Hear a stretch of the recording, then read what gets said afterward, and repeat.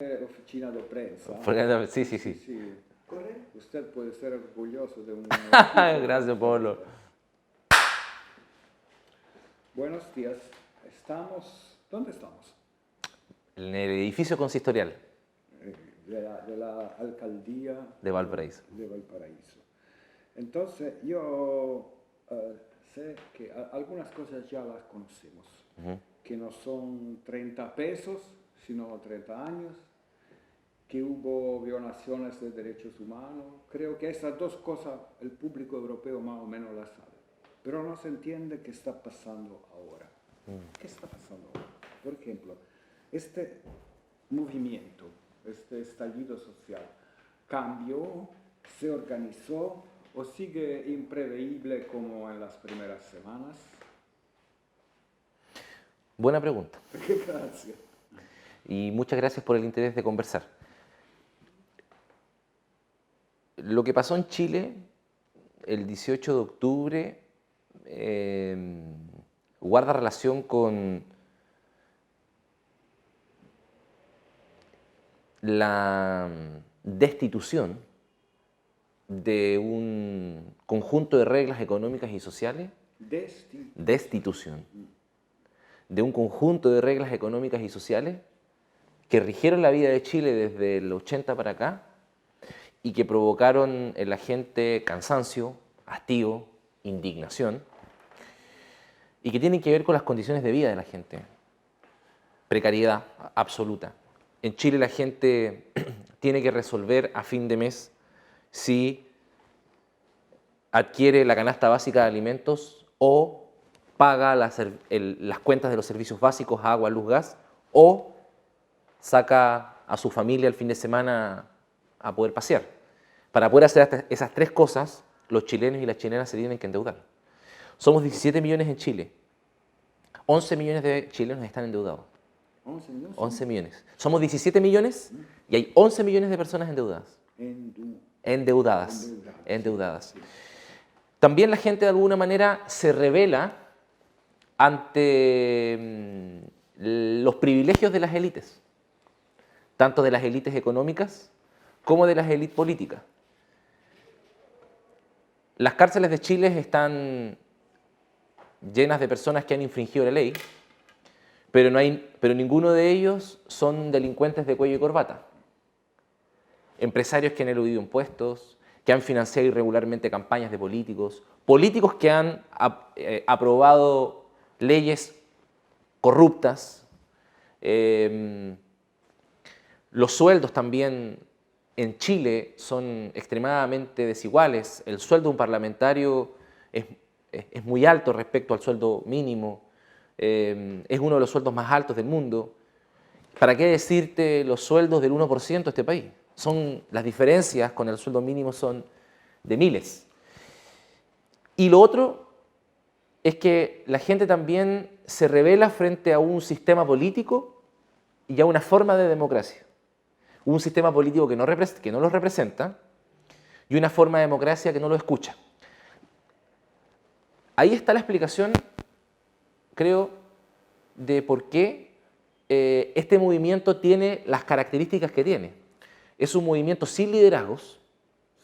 Sin liderazgos. Es un movimiento sin liderazgos, sin una lógica vertical, más bien una lógica horizontal. Es un movimiento que se autoconvoca por redes sociales, por grupos de WhatsApp. Es un movimiento pluriclasista, es decir, convergen gentes de distintos sectores socioeconómicos. Y sigue así. Es un movimiento, creo que, destituyente de lo neoliberal, ¿no? Le dice que no, sin decirle neoliberalismo, pero le está diciendo que no a los cimientos de este modelo, a la estructura de desigualdad. El neoliberalismo en Chile es pura desigualdad, es una fábrica de desigualdad. Entonces lo que la gente le está diciendo al modelo es no más.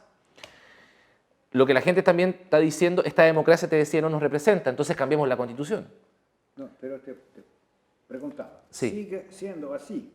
Sí. Después de 6 semanas, ¿no cambió? ¿No se No. organizó en alguna otra forma? Creo que se mantiene así. Ahora, Existen también en el movimiento social las estructuras sociales más clásicas. En el movimiento social convergen por una parte organizaciones como el Colegio de Profesores, que representa a los maestros, los funcionarios del mundo público y del mundo municipal, la ANEF, la ACEMUCH, organizaciones del mundo secundario, la ACES, la CONES, del mundo universitario, la CONFECH, del mundo de los trabajadores, la CUT, la Unión Portuaria, sindicatos de distintas dimensiones e importancias.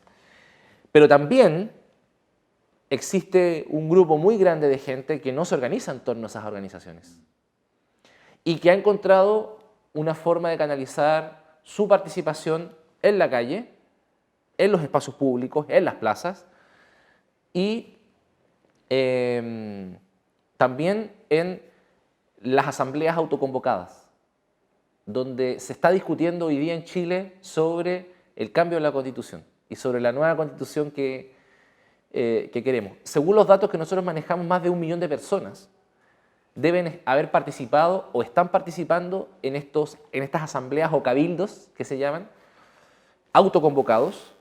La misma gente se organiza y convoca a un espacio de reunión, a veces de 10 personas, a veces de 50 personas, a veces de 100 personas, para discutir lo que está pasando en el país.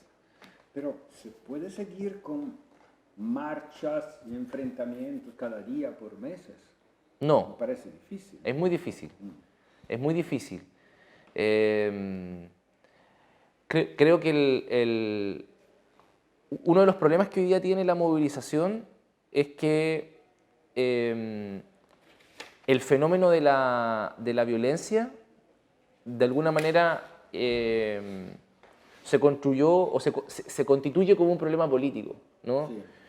El gobierno ha aprovechado los actos delictuales que se producen generalmente al final de las marchas, los saqueos y los incendios, como una forma de decir que el movimiento social y las demandas de los chilenos provocan este tipo de acciones. En general, la respuesta del Estado a la gente en la calle en Chile es más represión. Es represión, represión y represión. Siempre ha sido así. El problema es que hoy día han habido 2 millones de personas en las calles de Chile. Entonces, y el problema es que efectivamente ante la debilidad del Estado, ante la deslegitimidad de las policías, a causa de los casos de derechos humanos, muchas ciudades han quedado a merced efectivamente de algunas bandas de gente que se organiza para poder delinquir y para poder saquear, que es el caso de Valparaíso. Entonces, la estrategia policial del Estado está más enfocada en reprimir al manifestante que a evitar los saqueos y los incendios. Es bien contradictorio, ¿no? Es muy contradictorio. Entonces, ningún país aguanta con meses marchando. No. Porque aparte de los saqueos hay otro problema, abastecimiento, locomoción. Sin trabajo. duda, sin duda. Creo que el movimiento debe adquirir, debe tener la capacidad, la madurez de leer esto y de ir mutando de tal manera de que la protesta sea compatible con el funcionamiento de las ciudades, por ejemplo. Y eso es difícil porque por las características que tiene este mismo movimiento, ¿no? Porque tú no sabes con quién hablar para pedirle. Exactamente, exactamente.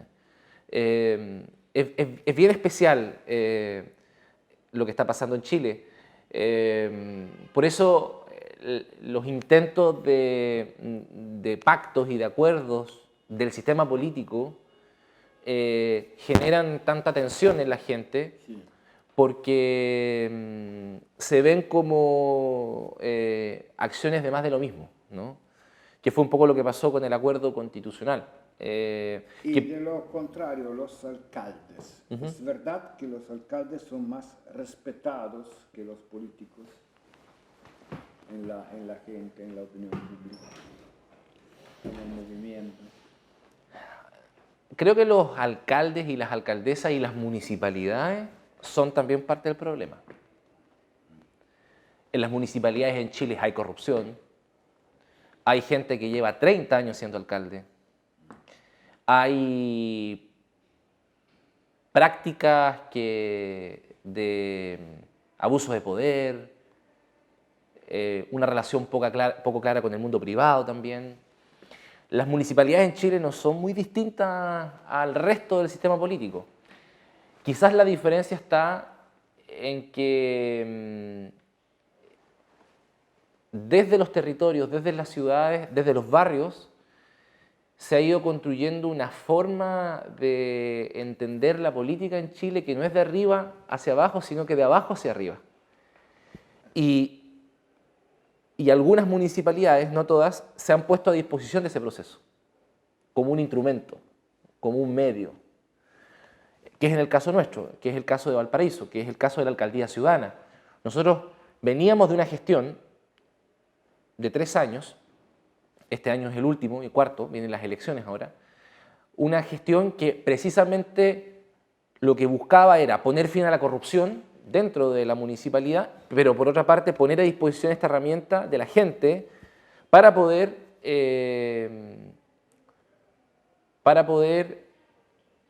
impulsar cambios, transformaciones, mejoras en su barrio, en el cerro, como es en Valparaíso, que hay 42 cerros, y a nivel de ciudad. Entonces, diría que ahí hay, a mi juicio, un elemento diferenciador. Ahora, también es cierto decir que en general los municipios están muy próximos a la gente. Están más próximos. Muy próximos. Entonces, eso hace que la sensibilidad que tengan sea distinta de la persona que hoy día se sienta en La Moneda, por ejemplo. Pero ahora el conjunto de los alcaldes está tratando todavía de hacer algo. Sí. Hay un hecho inédito que se va a producir en Chile el 15 de diciembre. Por primera vez en la historia va a haber una consulta nacional que es una especie de plebiscito, donde vamos a preguntar los alcaldes y las alcaldesas a la gente sobre las cuestiones constituyentes o constitucionales, sobre la agenda social y sobre propuestas a nivel más comunal de cada una de las ciudades. Esa fue una propuesta que, si bien se aprobó en la Organización Nacional de los Alcaldes y las Alcaldesas de Chile, que es la Asociación Nacional de Municipalidades, esa propuesta salió de Valparaíso. La propusimos nosotros, luego fuimos los primeros en plantearla, luego eso fue acordado con otro grupo de alcaldes de sensibilidad más progresista, de izquierda, con voluntad democrática, y llevamos esa propuesta a esta asociación y la asociación la aprobó. Y el 15 de diciembre, es decir, en un par de días más, vamos a tener este acto democrático. ¿Significa que la gente será convocada como para votar? Así es. Al local de las Así es, votaciones. sí. Y piensan que va a concurrir mucha gente, a pesar que sea consultivo nomás. Pensamos que sí. La gente quiere ser escuchada, quiere ser considerada, quiere incidir, quiere participar, quiere que los políticos y las políticas hablen menos, que las instituciones se hagan a un lado, que le den espacio a la gente. Eso es lo que nos está gritando la gente. ¿Esto puede ser un camino por una lucha más pacífica? Sin duda. Es una herramienta política que permite el siguiente desafío. Tú decías en el inicio de tu entrevista algo que se ha instalado en Chile. No son 30 pesos, Sí. son 30 años. Nosotros decimos, no son demandas, es el modelo. Sí. Es el modelo. El desafío que tenemos hoy es construir ese modelo. Un otro modelo. Ese es nuestro problema político hoy día. De todos aquellos que creemos que el neoliberalismo lo único que ha hecho en Chile es producir desigualdad, privilegios, precarizar la vida de millones. Y ese otro modelo sería parecido a algún modelo existente hoy en el mundo. No. Vamos a inventar el mundo desde Valparaíso. Con empanadas y vino tinto. No, creo que Chile a lo largo de su historia ha tenido la capacidad para poder encontrar, según su contexto, su historia, su realidad, el grado de organización de su gente, las respuestas para construir su futuro. Por eso digo que es con empanada y vino tinto, ¿no? Eso no está construido. Ese es el momento constituyente. Estamos todavía en un momento destituyente. La gente le está diciendo que no a lo que existe. No le está diciendo que no a todo, evidentemente, porque la gente no quiere que se venga al país abajo. Nadie quiere eso. Pero le está diciendo que esto no. Ahora, ¿cuál es el otro camino? ¿O cuál es el camino? Eso es lo que tenemos que... ¿Cuál es el camino que por el que debiésemos transitar? Eso es lo que hoy día está en juego. Entonces, esta consulta ayuda a avanzar en esa dirección. Al momento constituyente. Al momento constituyente. Quiero volver a un problema muy material, triste. Yo he visto la calle Condel llegando aquí, casi todos los, ¿cómo se dice? El comercio está roto, está bloqueado. ¿Usted piensa que los carabineros realmente deciden de no defender el comercio y que lo deciden cínicamente de no defenderlo o son sobrepasados?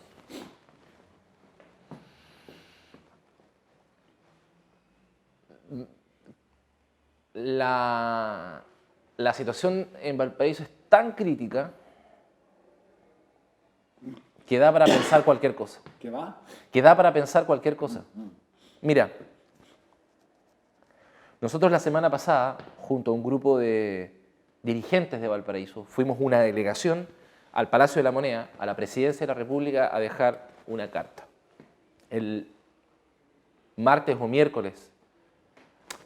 jueves de la semana pasada, donde le pedíamos al presidente, porque se lo hemos pedido a todas las otras autoridades, ministro del Interior, intendente, gobernación, a los carabineros directamente, un cambio en la estrategia policial. Perseguir y reprimir menos, o derechamente no hacerlo, cuidar más Valparaíso, cuidar más el comercio, calles muy específicas. Valparaíso, para la gente que no la conoce, no es una urbe gigantesca. Tiene un plan, porque es una ciudad con cerros, tiene un plan, y el plan tiene 4 o 5 calles donde está concentrado, 4, 5, 6 calles donde está concentrado todo el comercio.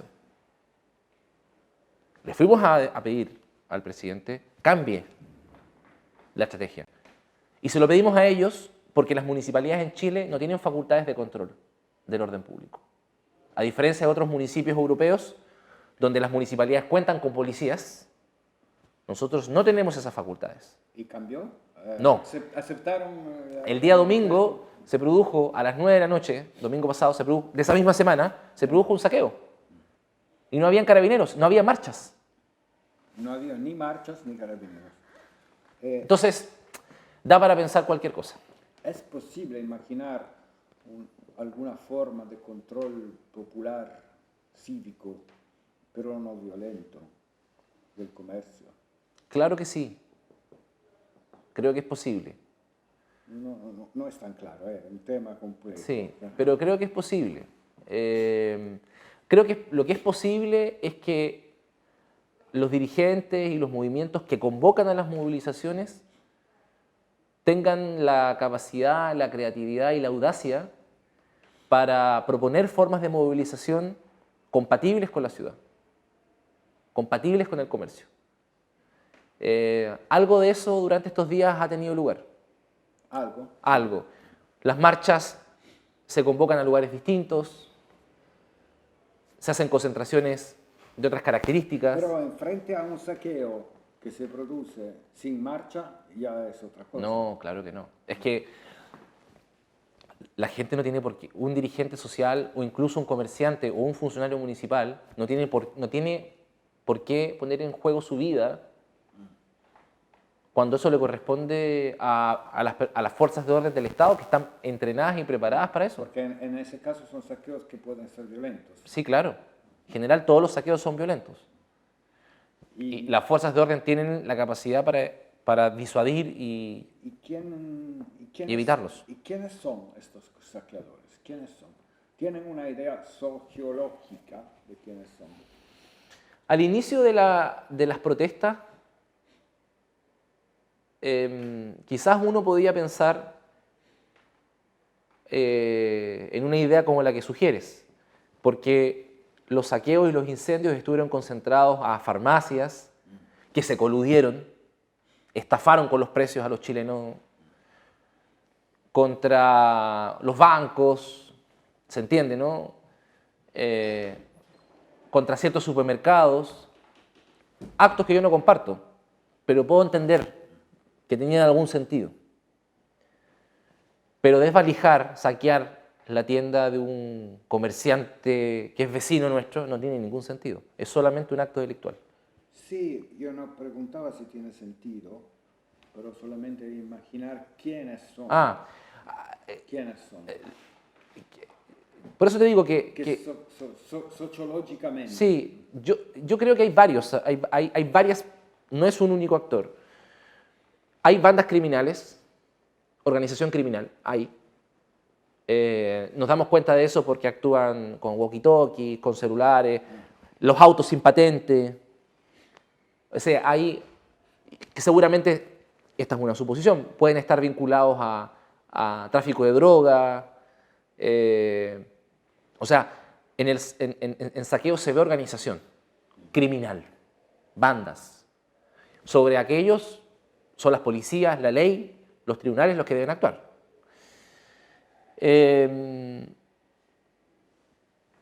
Luego, no tanto en los saqueos, sino que en otras acciones, creo que lo que ha ido pasando es que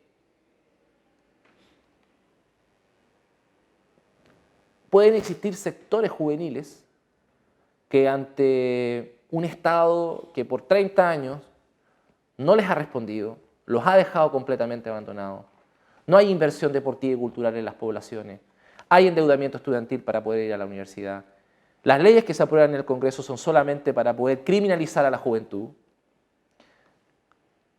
generan una sensación de que, bueno, si no nos escuchan por las buenas, nos escuchan por las malas. Y eso es muy grave.